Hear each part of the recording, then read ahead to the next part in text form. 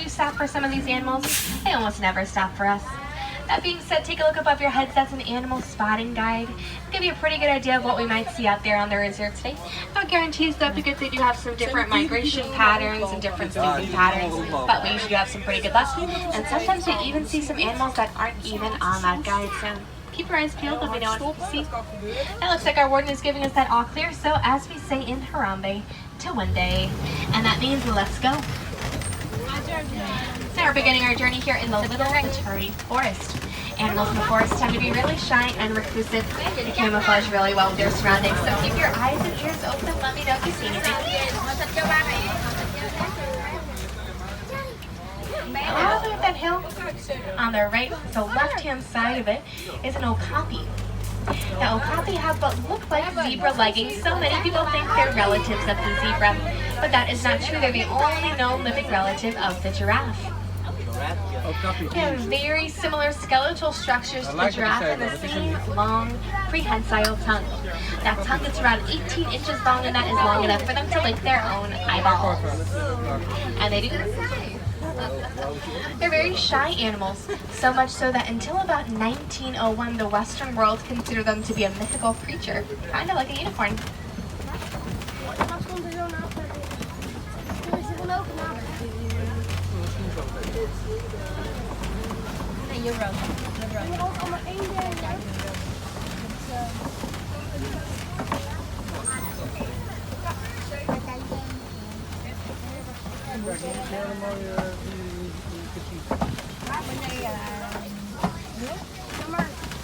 Con cài con này con kia kìa.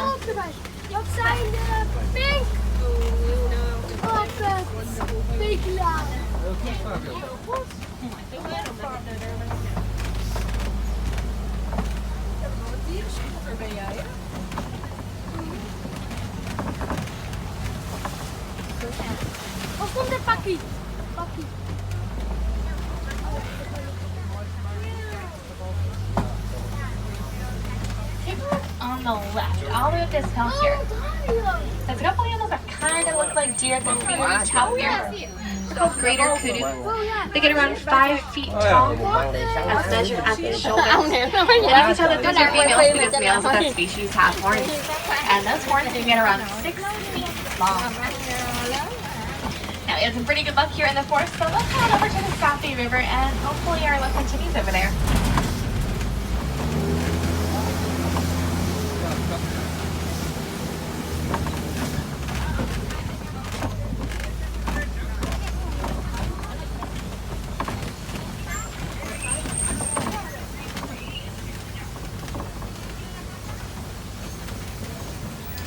Over your back right shoulder, all the way in that corner there, is the water.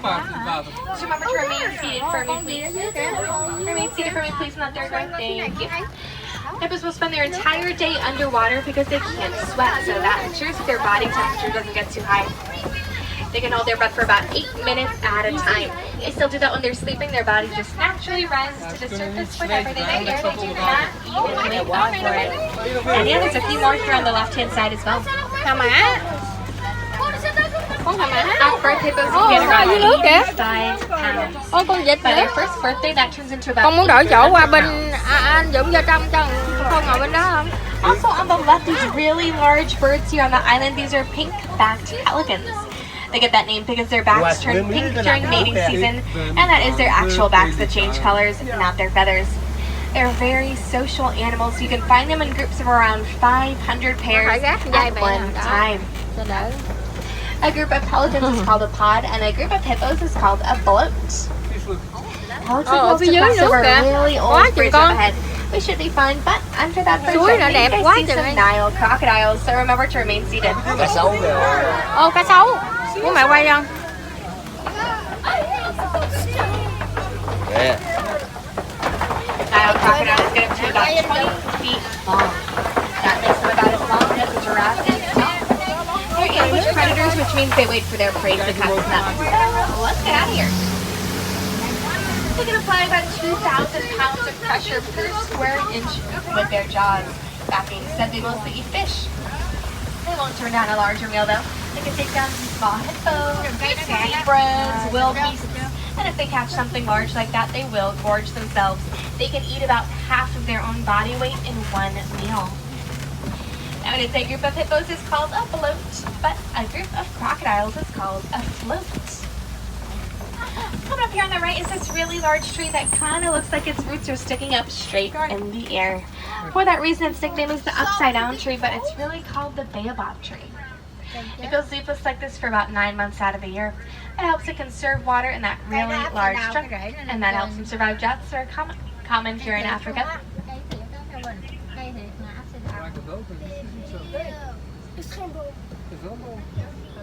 Now, there is an African legend that one day the hyenas were tasked with planting a tree, but they accidentally planted those seeds upside down. The baobab trees were born, and the hyenas have been laughing about their mistake ever since.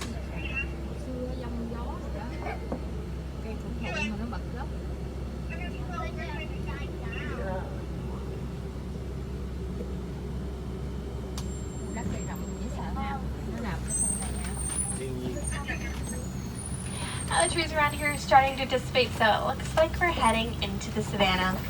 And this is the view that we worked so hard to protect. Unlike animals in the forest, animals in the savannah don't have very much to hide behind, so they can't really rely on camouflage. So instead, they rely on speed and agility. And you'll find animals around here in packs because there is strength in numbers. That is especially true at night. At night, a lot of the more predatory animals come out to do their hunting. So these animals around here in different species will stick together. They'll take turns keeping watch. And they'll even learn each other's warning signals so they can notify each other when there is trouble around. And yeah, I do see a few different animals, so let's head on in and see if we can't get a closer look. Heel klein zie je dat. Weet je dat het in mijn auto zit al liggen? Ja. Het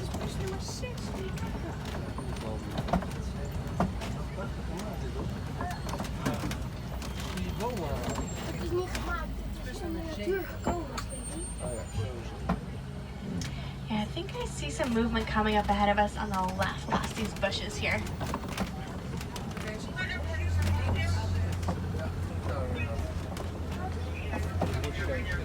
Yeah, looks like we're going to get a pretty good glimpse of some African wild dogs, also called painted dogs. Hi there. They're members of the canine family, so they're relatives of foxes, wolves, and our domestic dogs at home. They're really, but they're one of Africa's most dangerous predators. Thank you. They have a 90% success rate in all of their hunts. That's because they chase down their prey until they literally drop from the point of exhaustion. So they never give up on whatever they're chasing.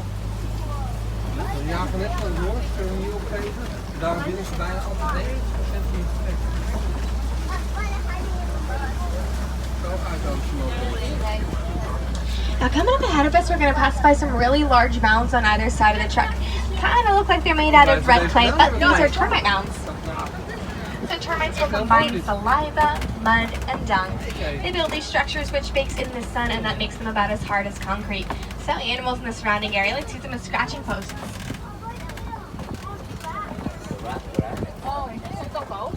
Yeah, looks like we're going to get a pretty good look of a couple giraffes coming up on the left. Giraffes give birth standing up, so the very first thing a baby giraffe will experience in the world is a 6-foot fall to the ground.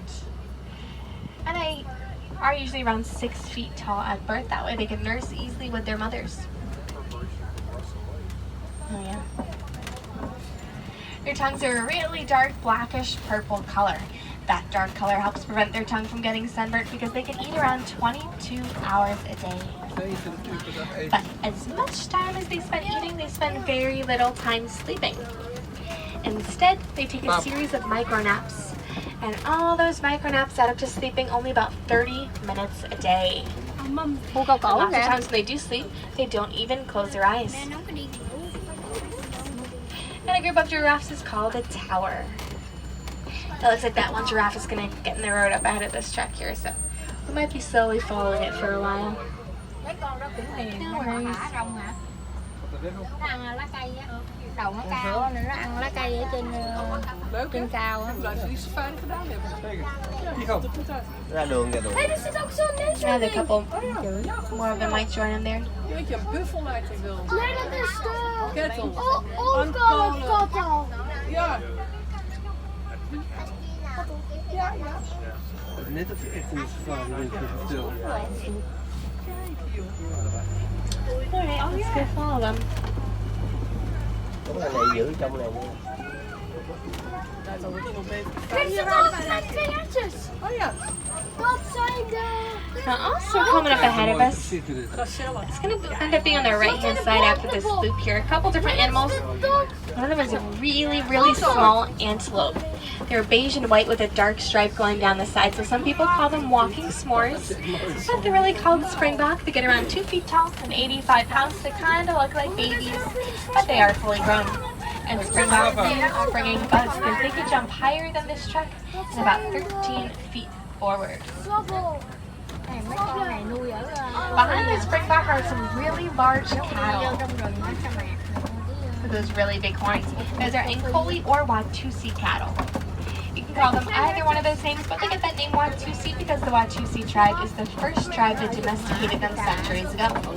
Those horns can get around 6 feet from one tip all the way to the other, but they're mostly hollow, so they're pretty light. They contain lots of blood vessels that pumps blood up to those horns. That cools down that blood and that cools down the rest of their body, kind of like a natural AC system. Also up this hill, there's a couple gray antelopes. Those are wildebeest. On the right hand side there. Wildebeest are the largest migratory animals in the world. You can find them in groups in the millions at one time, and they can travel about 1,000 miles every year.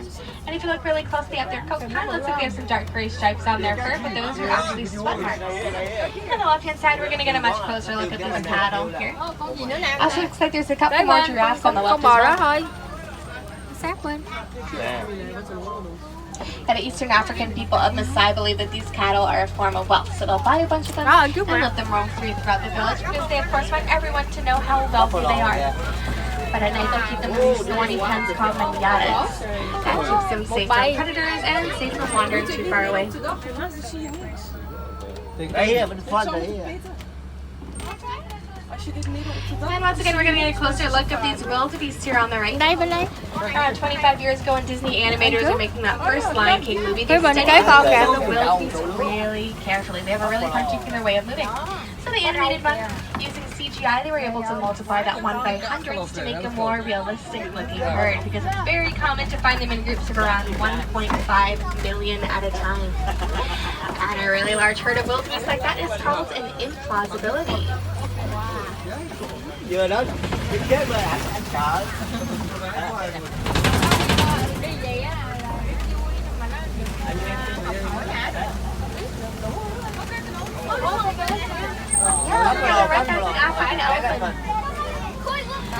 That's an African elephant for a couple different reasons. The first reason is that we are in Africa. They're also larger than Asian elephants. Thank you. Figures kind of look like the continent of Africa, and they're the only kind of elephant where both males and females have tusks. They can eat around 300 pounds of food and drink about 50 gallons of water a day. They get that water through their trunk. The trunk of an elephant has more muscles in it than the entire human body. I only see one of these elephants out here. It's a pretty good indication that it's probably a male. Males will either form bachelor groups of just males, or they'll just hang out by themselves, just like this guy here. And I've actually never gone this way before, but I did hear on the radio from my warden that he saw the animals down this path a couple hours ago, so let's check it out. Maybe we'll get lucky and they'll still be hanging around. And it looks like we have to cross another bridge. I'm not loving the looks of this one, but no worries. Hakuna Matata, the warden told me he duct taped it together himself this morning, so we're totally safe.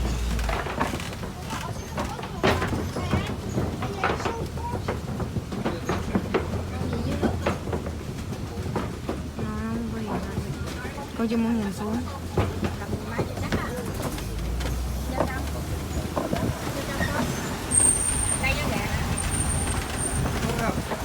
Now let's looks like we're about to head into a red clay pit. So elephants like to come down here. They eat this red clay that provides them with a natural source of nutrients and minerals that they don't really get in their normal diet. So it's kind of like taking a multivitamin for them.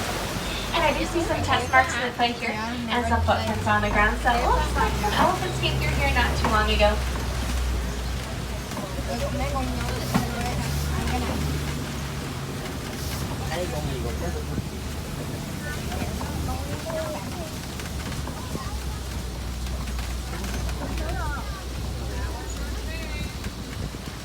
Mấy đứa đi qua châu Âu đâu không biết gì phải không?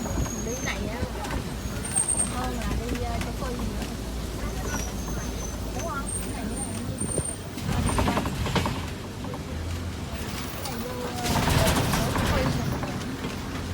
Maybe what's going on in Africa.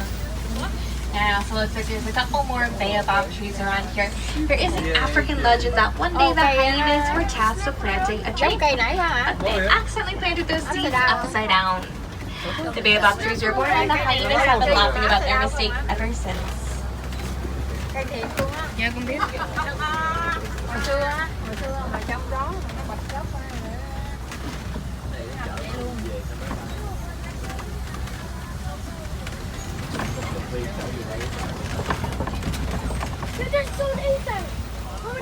Yeah, coming up ahead of us is a flock of greater flamingos. These are the least pink species of any kind of flamingo, but they get that pink color from the beta-carotene in the brine shrimp they eat. They don't turn that color until about a year after they're hatched, and when they are hatched, they're more gray. Dài giống chân. Yeah, it looks like they have some knees, but those are actually their ankles. Their knees are all the way up in their feathers. Đó, to kìa. And a group of flamingos is called a flamboyance. Chân dài giống bé không? Dạ. Chân dài. Chân dài giống mẹ. Dạ. Ông lên qua kêu mấy cái cây này là cây khô mà chở chè.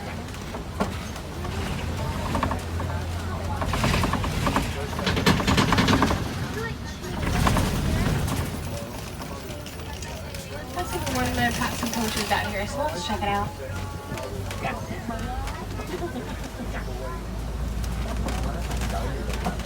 I see some footprints on the ground, so it looks like some animals came through here not too long ago. Also, all on the left, it looks like there's a mud wall over there. That's a pretty good indication we'll be able to spot something pretty soon, because lots of animals have really sensitive skin. They sunburn very easily, so they like to hang around these mud walls to either roll around in it or throw some on their back. That'll give them a natural source of sunscreen so they don't get sunburnt.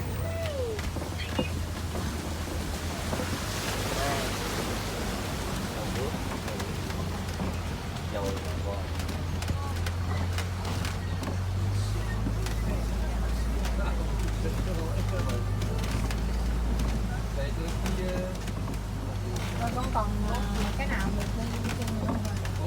Bữa này này.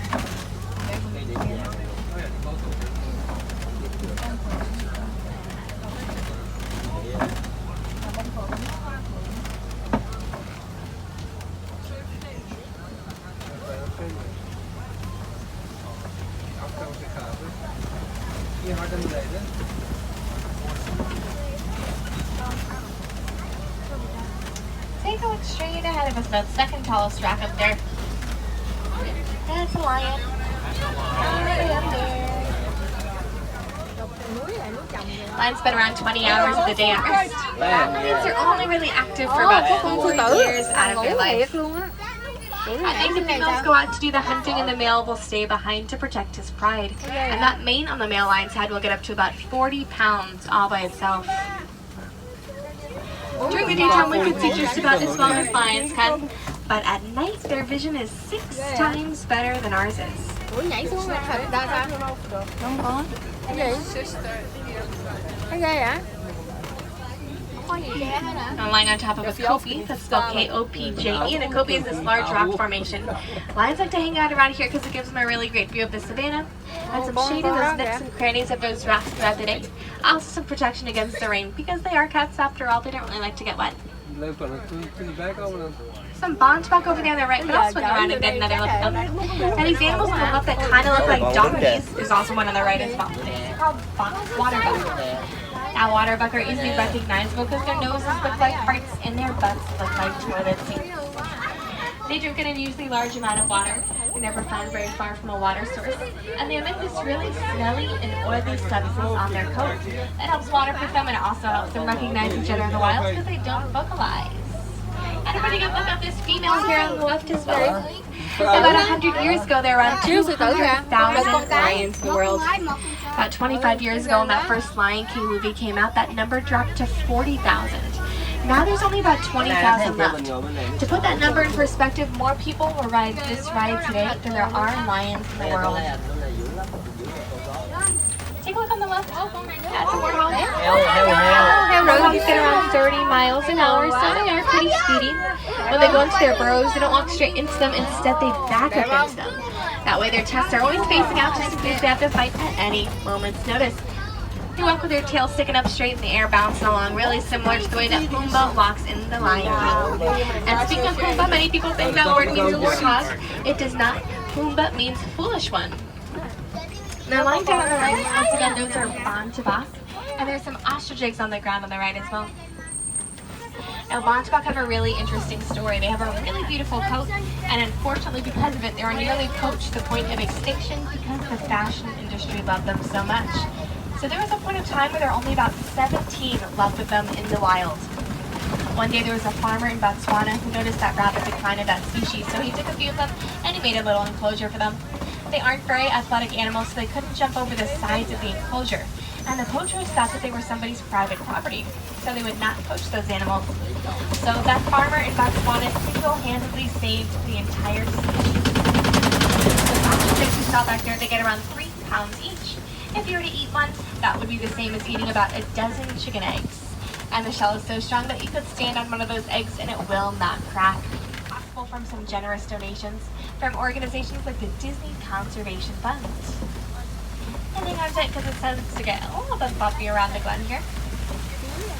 But it looks like this road up ahead is going to lead us back to the village. And those 2 weeks just flew by, but that does not mean our adventure has to end here. I hope you learned some new things about some animals, and if you wanted to learn about how you can help some of them, there's a couple of really easy ways. First thing you could do if you have any leftover electronics at home you're thinking about throwing away, instead you can recycle them. So electronics like smartphones and tablets contain a thing called coltan. And fortunately, lots of animals like elephants and gorillas live on coltan deposits. So the more you can recycle, the more animals we can save. And you can also donate. Here in Disney's Animal Kingdom, all of our merchandise locations give you the option to donate to the Disney Conservation Fund. That could be as easy as rounding up to the nearest dollar of your purchase. The cool thing about that is Disney will give you a pin, and they'll also match each and every one of your donations, dollar for dollar and cent for cent. So if no donation is too small, because Disney will double it. With that new Lion King movie coming out, the Disney Conservation Fund is focusing its efforts on lions, and their goal is to double the amount of lions in the world by the year 2050. So all of your donations until the end of August will have those back odds. If I have any wilderness explorers on board today, you have been riding on the Simba 1. That is S-I-M-B-A 1. Simba is Swahili for lion, and 1 is English for lion. Once again, my friends, this is a 2-week safari. So make sure you have all of your belongings. Do not leave anything on this truck because you're not going to get it back for another 2 weeks or so. And once again, friends, my name is Christina. I've been your safari guide these past 2 weeks. Here in Harambe, we don't like to say goodbye. We think that is far too final and far too sad. So instead, we say Kwahkerini, which means to go well. So Kwahkerini, my friends, have a wild rest of your day here in Africa or wherever your adventures may take you.